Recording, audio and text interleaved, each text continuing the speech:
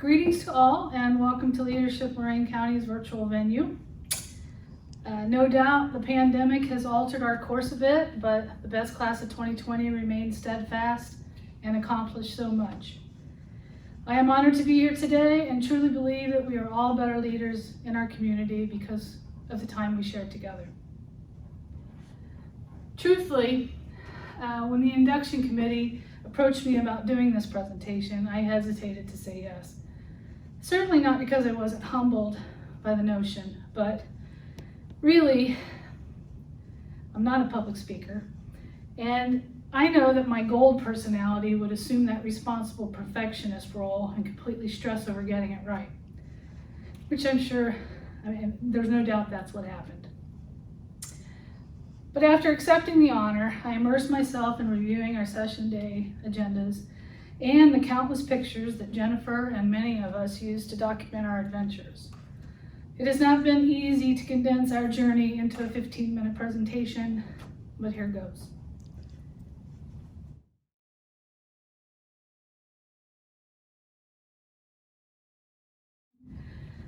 Okay, before the pandemic, we came together for 8 session days that exposed us to many people, places, and county resources.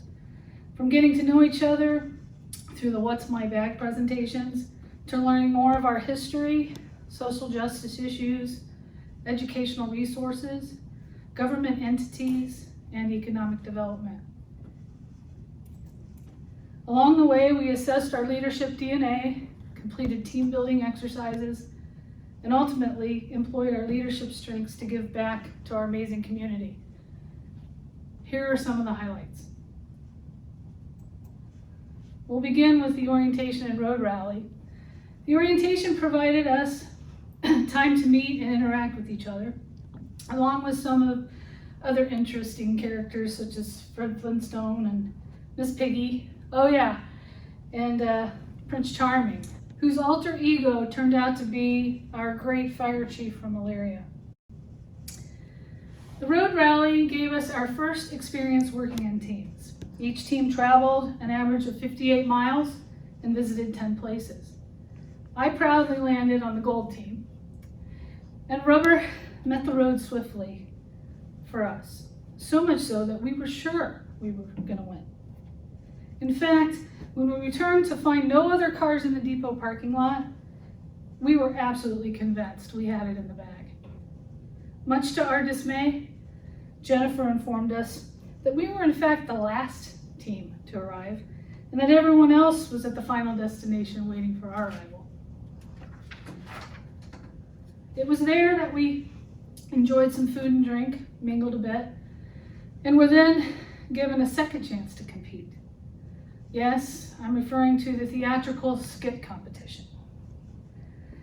During my team's preparations, it was immediately clear that our initial road rally defeat had zapped all creativity, and there was no chance we were going to win this one. Therefore, Prince Charming and I resorted to bribing the judges, but to no avail, of course. Which brings me to our true champs. The blue team took the rally honors, and apparently costume design and mad dancing skills took the skit competition. So congratulations to all the winners. Moving on. The overnighter.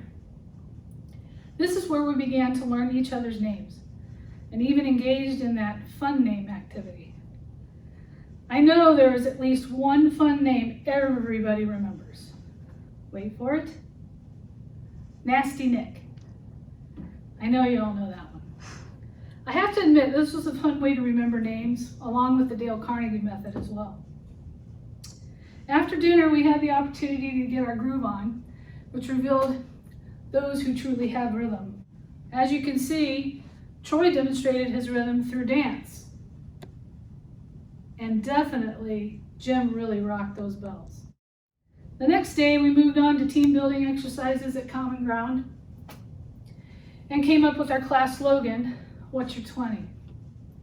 Thanks to Chris Schneider's creative brain. Although our next session was full of historical site visits, sadly, our photo documentation was lacking in this area.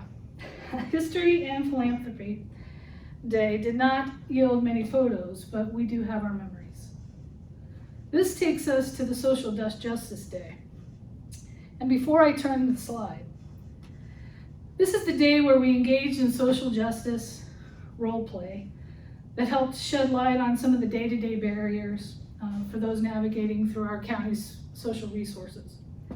I think the exercise gave us all pause and helped us gain a better understanding of the many issues surrounding social justice.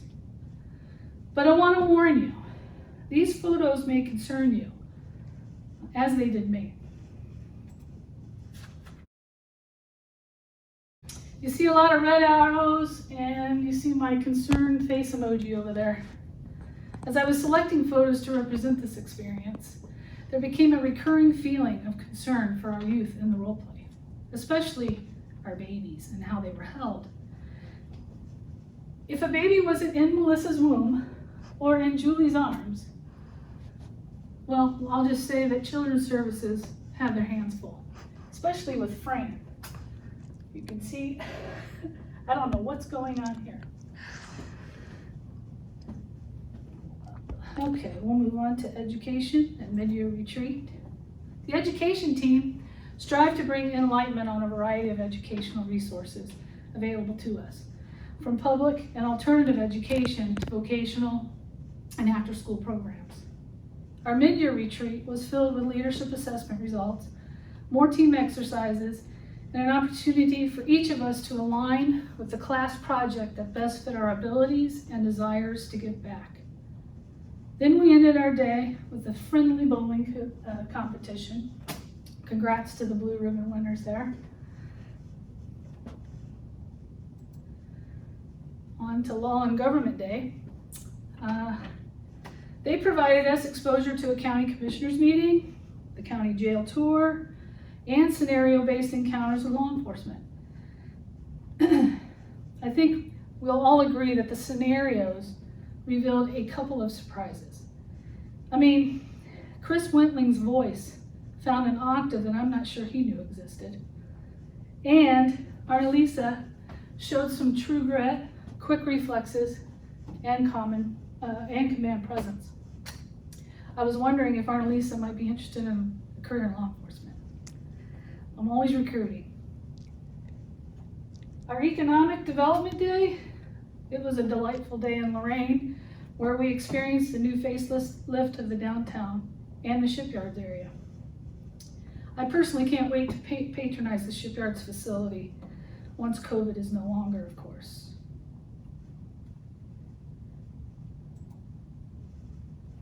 So along the way, we completed 3 of 4 group homework assignments before COVID shut us down. Although the history assignment was my personal favorite, because I think the Lorraine County Lighthouse is so cool. I also valued the social justice assignment, where we volunteered our time in various ways to help our community. I feel like I need some sound effects for this next slide, like dun dun dun.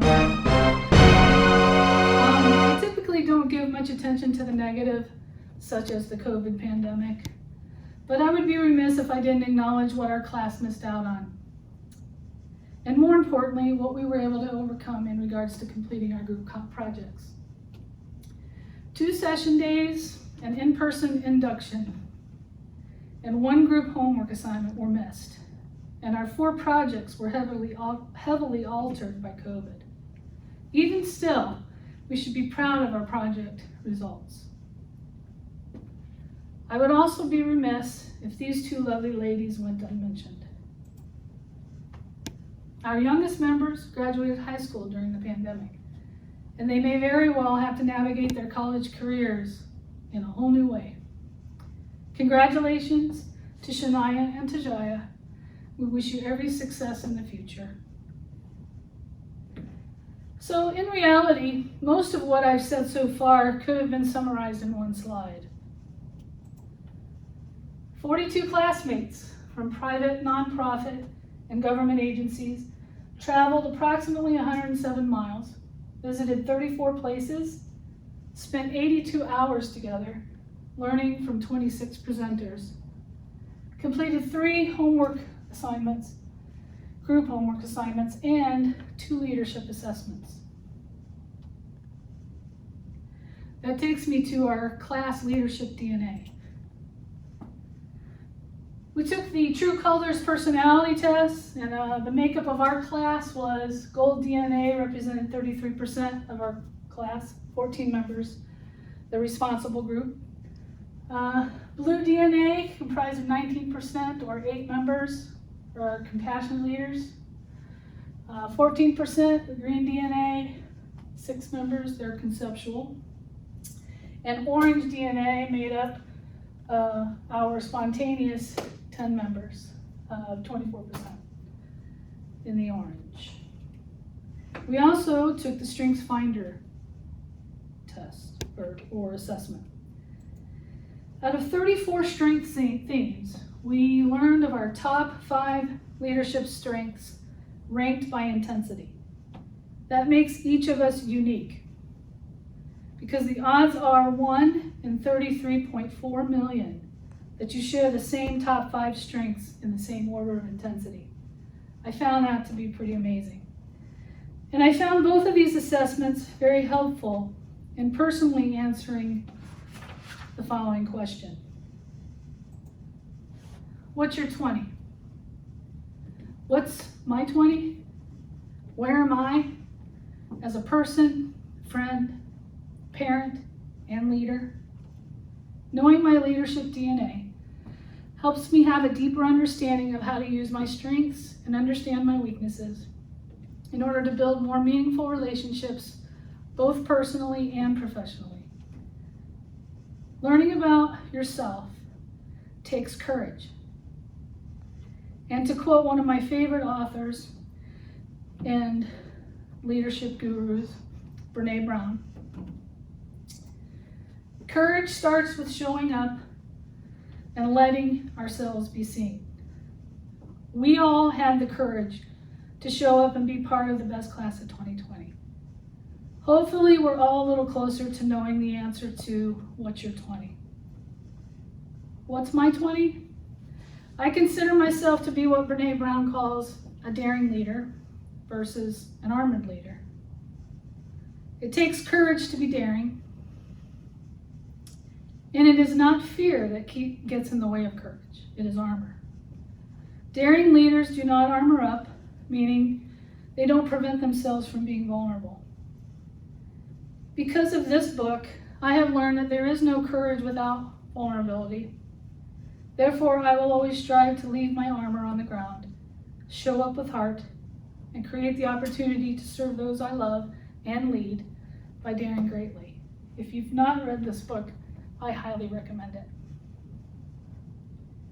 And that brings us to our conclusion, where I want to thank Leadership Lorain County, specifically Julie and Jennifer, for helping us all learn more about ourselves and our community.